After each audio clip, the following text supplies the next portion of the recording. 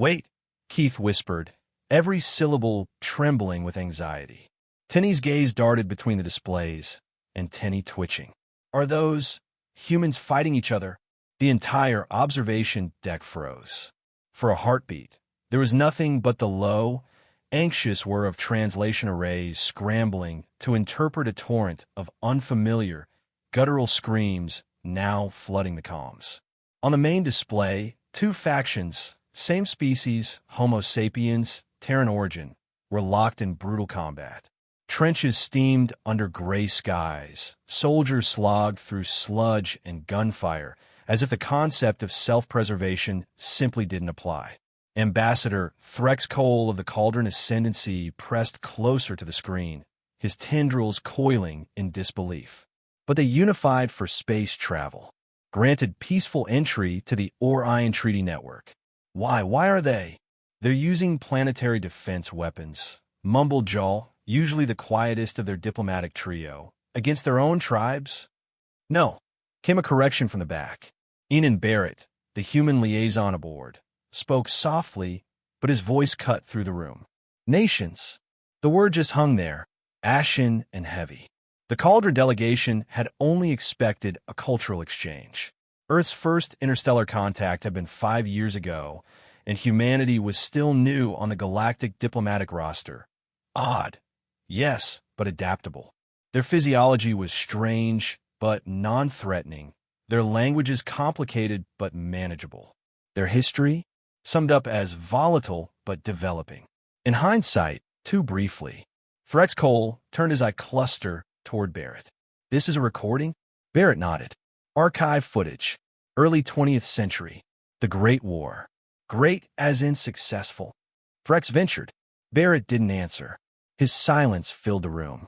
On the display, a soldier burst from a trench and sprinted across open ground. A whistle had sounded, the universal call to charge.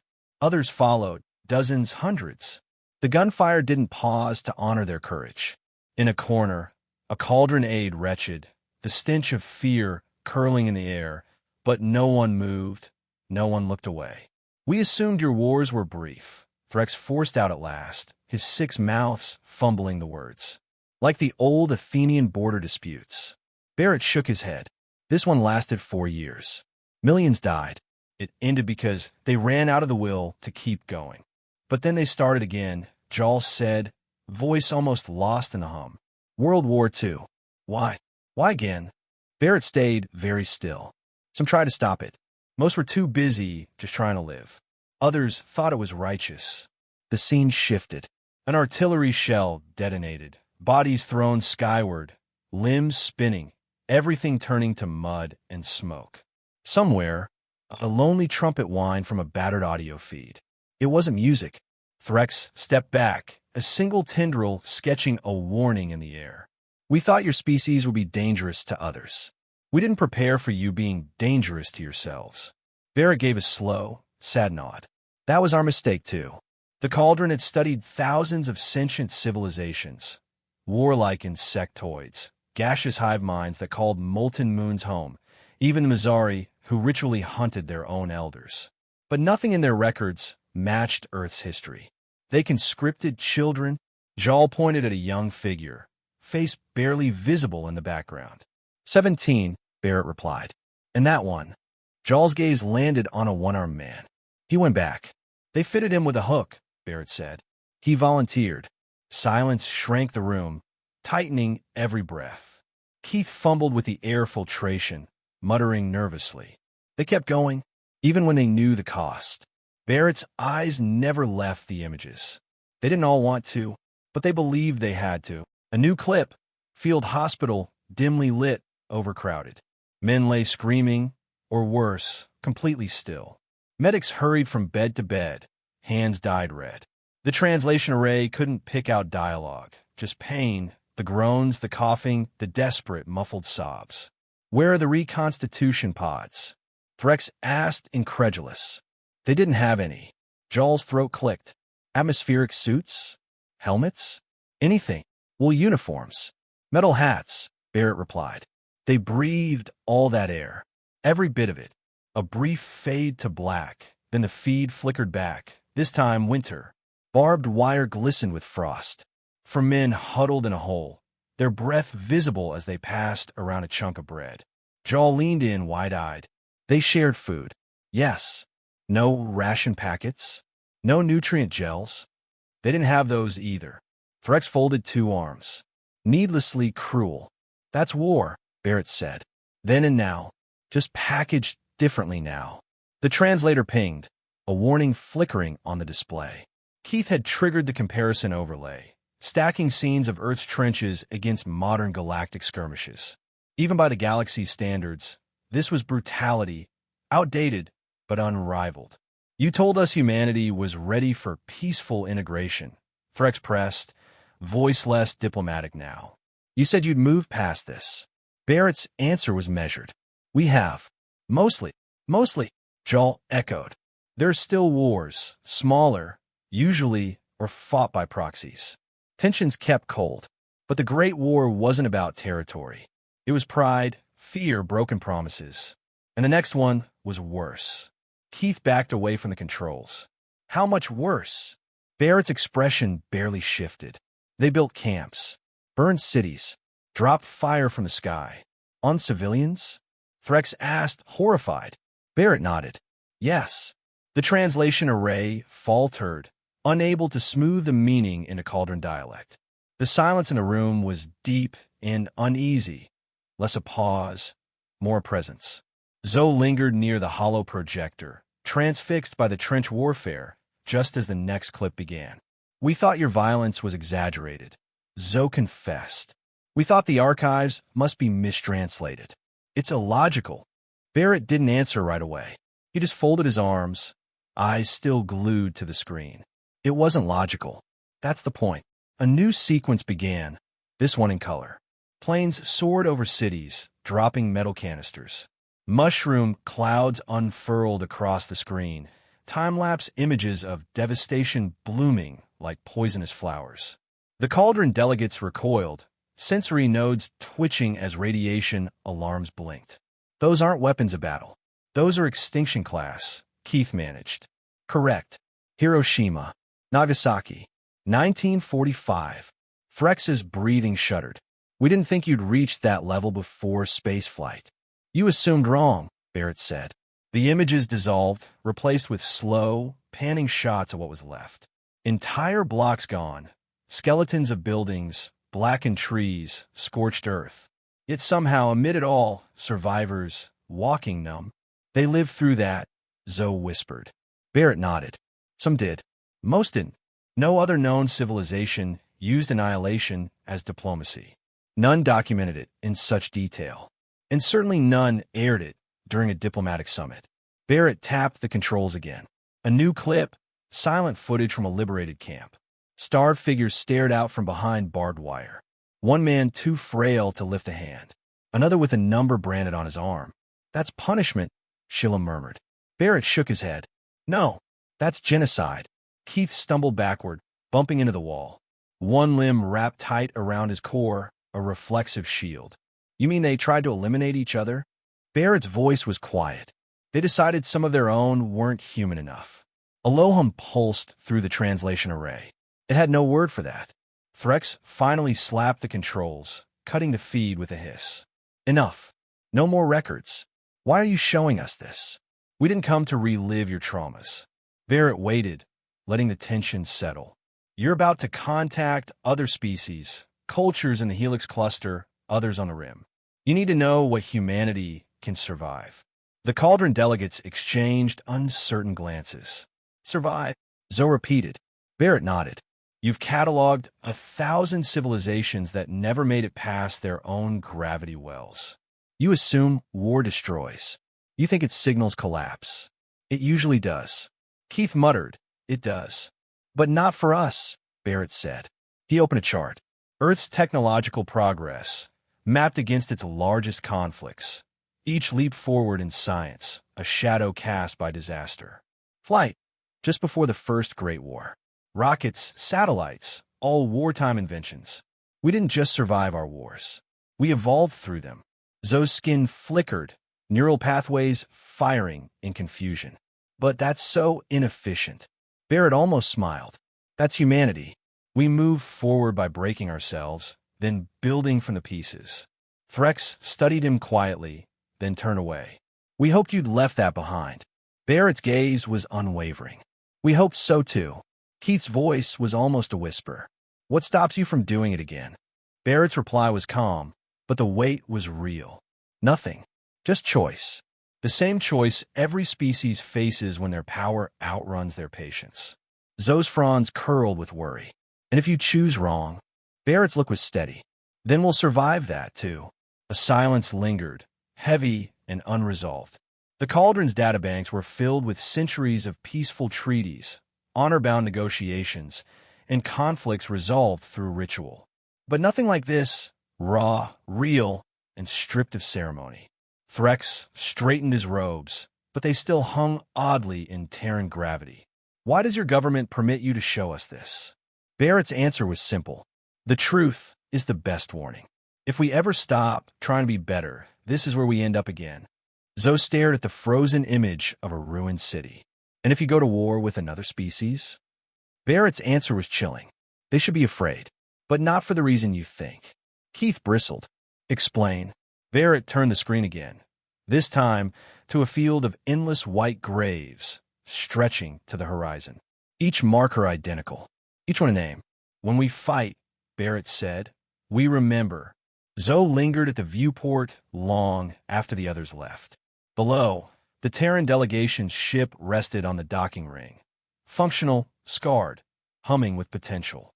He replayed the images in his mind, haunted not by the weapons, not even the screams, but by the silent aftermath. The hush after an artillery blast. The breathless pause before charge. The quiet, unending wait. That was where the horror lived. Barrett eventually returned, holding 2 small metal canisters of dark liquid. He sat beside Zoe and offered one. You drink this? Zoe asked, suspicious. Barrett grinned. Every day. It's called coffee. Zoe sniffed, recoiling at the bitter, burnt scent. He didn't drink. Barrett sipped his own, eyes distant. You stayed. Zoe nodded. I have questions. Barrett looked at the display console. I figured. Zoe's voice was quiet. What about those who didn't fight? Why didn't they stop it? Barrett sighed. Some tried. Some were silenced or locked away. Others closed their eyes. Some made money. Others stayed out of it. A few intervened, but too late. Zoe's fronds curled tighter. It sounds like your history was written by people who acted too late, or not at all. Barrett set down his canister. You're not wrong. Outside, a squadron of drones passed in perfect silence, their movements efficient, emotionless. Zoe's voice turned pensive. The other species in the Helix cluster, they've never known internal war. Not like this. Barrett nodded. I know. If they meet us, they won't understand. But they don't have to. They just need to know where we've been. Zoe glanced at him. Then tell me, what happens to a person who survives all that? Barrett tapped the panel, and the display shifted, grainy footage of soldiers returning home. Men whose faces were older than their years. Some couldn't sleep. Some drank. Others wandered. A few went back to the front because peace felt too empty.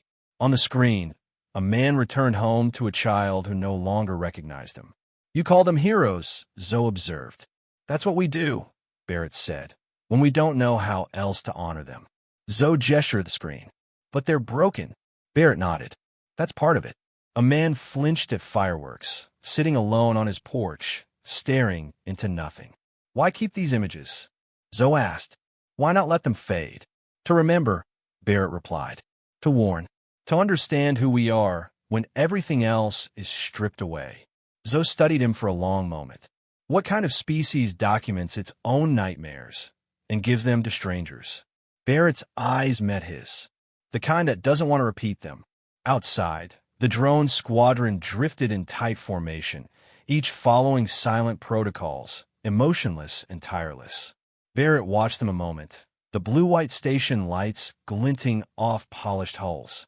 Then he changed the feed. Not more war, but what came after.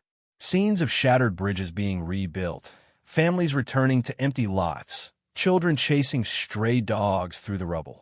Strangers digging together to rescue a creature buried beneath debris. It wasn't staged, just life, carrying on in the camera's gaze. "This is what comes next," Barrett said quietly. "We fought. Then we tried to heal. Not all at once. Not perfectly. But we did." Zoe's fronds drooped, his voice a soft murmur. "And if war comes again?" Barrett looked out at the endless sprawl of the station, the ships, the stars. "Then it's up to the next generation to remember why they hate it." Zoe regarded him, tilting his eye stalks in thought. "You think hatred of war is what saves you?" Barrett shook his head, a half-smile in his eyes. "No, but it helps." Zoe finally braved a sip of the coffee, wincing so hard his fronds curled. "This is terrible." Barrett laughed, the sound quick and rough. "Tastes like survival." Zoe watched him, the corner of his mouth flickering upward in something close to a smile. "I think I'm starting to understand your species." Barrett shrugged, gazed distant. "I doubt it. We barely understand ourselves." A chime interrupted, an official council summons. Threx Cole's voice echoed from the terminal, requesting their presence in the council hall. Another debate, another vote, another chance for the galaxy to measure the unpredictable against centuries of tradition. Barrett rose without flourish, Zoe following in silence. The council chamber was colder than usual, its chill designed to keep tempers in check, though even the cauldron's emotional stoicism was no match for what they'd just witnessed. The crescent gallery above teemed with delegates, creatures with fur, scales, shells, some that were more projection than body, all watching the human. The motion before the council was clear. Decide humanity's diplomatic classification, not ceremonial, a ruling that would determine if Earth could be trusted with peace councils, trade, or would be confined to observation status for decades more. Threx Cole moved to the central podium, voice steady, mandibles ticking in faint tension. "We have witnessed the records submitted by the Terran envoy. We have seen what their species is capable of, both destruction and endurance." A ripple swept through the gallery. The Terran footage had been requested by nearly every delegate hundreds of times over. No species had ever shown their pain so openly, nor volunteered it. Jal stepped forward next. "I have reviewed the material personally. I have questioned their envoy. If we judge this species by the horror alone, we ignore the lesson buried within it." A third voice rose from the side, Ambassador Laura of the Till. "They glorify their trauma. Their museums are filled with weapons. They name holidays after battles. Their language drips with conflict." Barrett didn't defend or deny. He stepped to the center when motioned, standing beneath the gaze of 100 alien eyes. "I won't justify what we've done," he said plainly. "There's no point. You've seen the images. The broken men, the ruined cities. But that's not what defines us." He lifted his head, sweeping the crowd. "What defines us is that we remember." A hiss from the gallery. "So do the Agrathi. Their archives go back 10,000 years. No war for 7 millennia." Barrett nodded. "That's admirable. We hope to get there. But we're not here to be recognized for what we never did. We're here because we survived what we did." Another ambassador hovered near the back. "Why bring these memories now? Why not project peace, as most do when they join the assembly?" Barrett's answer was soft, but carried through the hall. "Because peace alone isn't the truth. We've made peace, yes, but without knowing what came before it, you can't understand how fragile it is." He tapped the control panel. A final image appeared, just a lone stone in a clearing, rain-streaked and plain. No flag, no monument, just a name and 2 dates, carved by a mother who wanted someone, anyone, to remember her son and why he went. Zoe, from the delegation, spoke up softly, voice barely more than a vibration. "Do they remember?" Barrett paused. "Some do. Some try." He let the silence linger, deeper than the protocols allowed, but no one interrupted. "War teaches the worst of us," he said, "but the memory stays. If it stops even one more conflict, if it helps even one more person remember the cost, then those who fell didn't vanish for nothing." Delegates conferred in the wordless code of their species. Neural flashes, color pulses, chemical exchanges.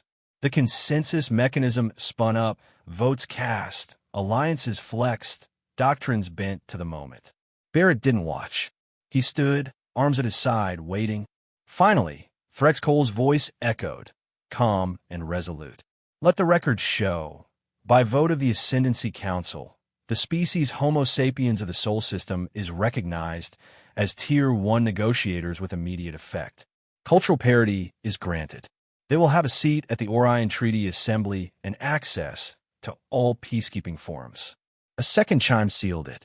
Barrett exhaled, but Threx wasn't done. He approached, eyes unblinking. There are species, ancient ones, who will not trust you. Not after what they have seen. Some will call you a threat. Barrett's smile was slight. We've been called worse. Threx's voice was grave. They won't understand how you can carry such pain and still smile. Barrett's smile faded. It's because we remember that the smile matters.